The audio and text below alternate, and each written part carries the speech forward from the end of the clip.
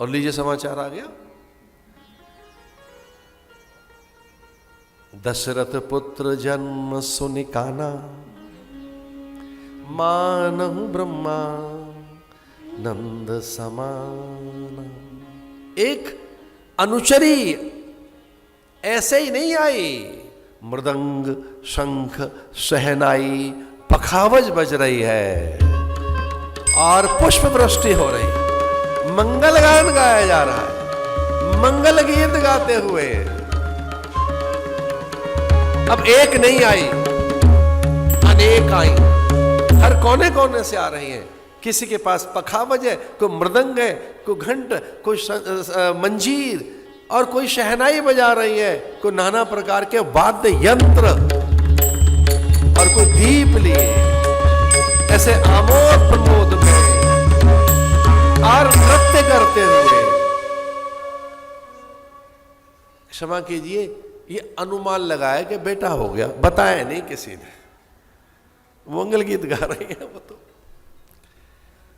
वो तो बता रही है कि अयोध्या में राजा आ गए, भगवान आ गए, उत्तराधिकारी आ गया, धर्म आ गया, आनंद आ गया। अवध में आनंद भय, अवध में आनंद हो गया है। ये ऐसा उत्साह उल्लास सुनकर, ये सुनकर दशरथ को तो कैसी अनुभूति हुई, ध्यान से सुनो। दशरथ पुत्र जन्म सुन काना, मानहु ब्रह्मा नंद समाना। और पहली अनुभूति क्या हुई, जाकर नाम सुनत शुभ होई, मोरे गृह आवा प्रभु सोई। इधर आओ, इधर आओ। उन सारी अनुचरियों को बुलाया, झुंड को। हुआ क्या, अरे महाराज बेटा हो गया है, लाला हो गया है। दशरथ पुत्र जन्म सुन काना।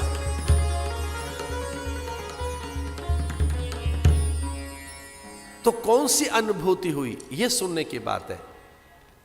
पुत्र के जन्म के समाचार के बाद का अनुभव क्या है, जाकर नाम सुनत शुभ होई, मोरे गृह आवा प्रभु सोई। कहीं भगवान आ गए क्या, अपने यहां भगवान का आगमन हो गया, प्रभु का आगमन। कुछ पल के लिए समाधि में पूर्व काल की स्मृति लौट आई कि हमने वही यही तो मांगा था नारायण से, नारायण से नारायण को ही मांगा था। कभी देव प्रसन्न हो तो उनसे उनकी प्रीति मांगो। माता पिता बहुत रीझ जाए आपसे, कुछ देने के लिए तैयार हो, तो उनसे कहना कि पदार्थ मत दो, अपनी प्रसन्नता दो, हमसे प्रसन्न रहो बस। प्रीति मांगे, जाकर नाम सुनत शुभ होई, मोरे गृह आवा प्रभु सोई। दशरथ पुत्र जन्म सुन काना। अब तो बधाइयां बज रही हैं और पूरी अयोध्या में आनंद है। लेकिन अगर ये पंक्ति हम ऐसे सांकेतिक में गुनगुनाए, भय प्रकट कृपाला दीन दयाला कौशल्या हितकारी, तो भगवान जन्मे नहीं है, प्रकट हुए। भय प्रकट कृपाला दीन दयाला कौशल्या हितकारी हर्षित महतारी।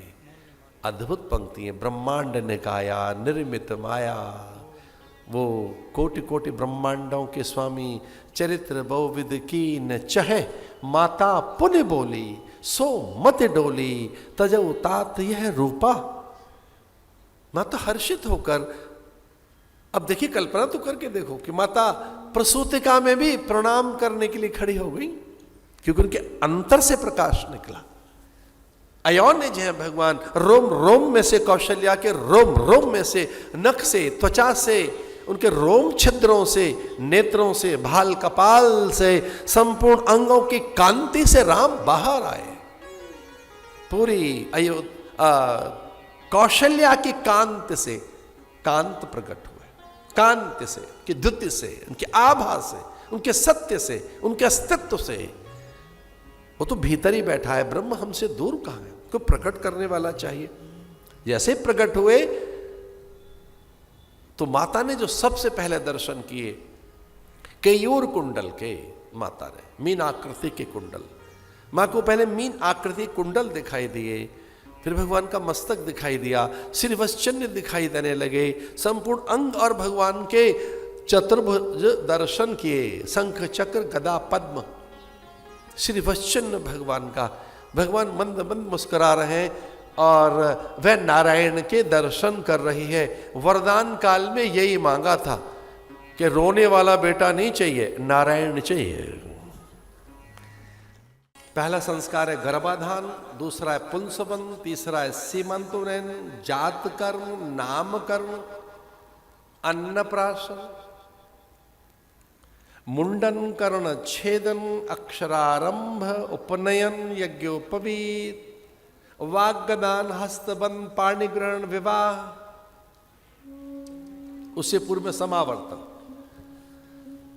और थक गए हो तो वानप्रस्थ। उसके बाद क्या है? वानप्रस्थ। आनंद में आना हो तो सन्यास। ये 16 संस्कार है, लेकिन ये 16वां नहीं है सन्यास ना, अंत्येष्टि।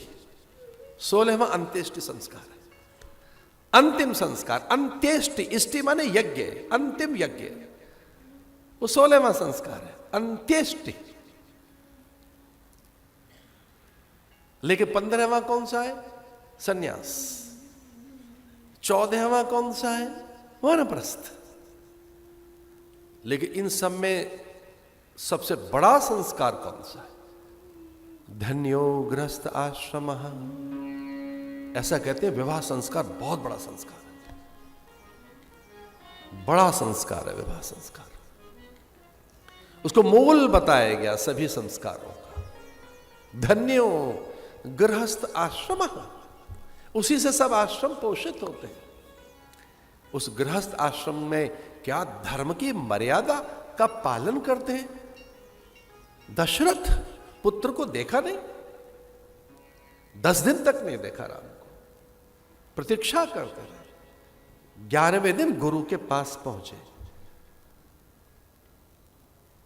खुद हाथ में थाल, वस्त्र, परिधान, पान, फूल, सुपारी, लवंग, इलायची, ऋतुफल, मधुर मिष्ठान, किंचित द्रव्य, सम्मान के लिए मधुपर्क,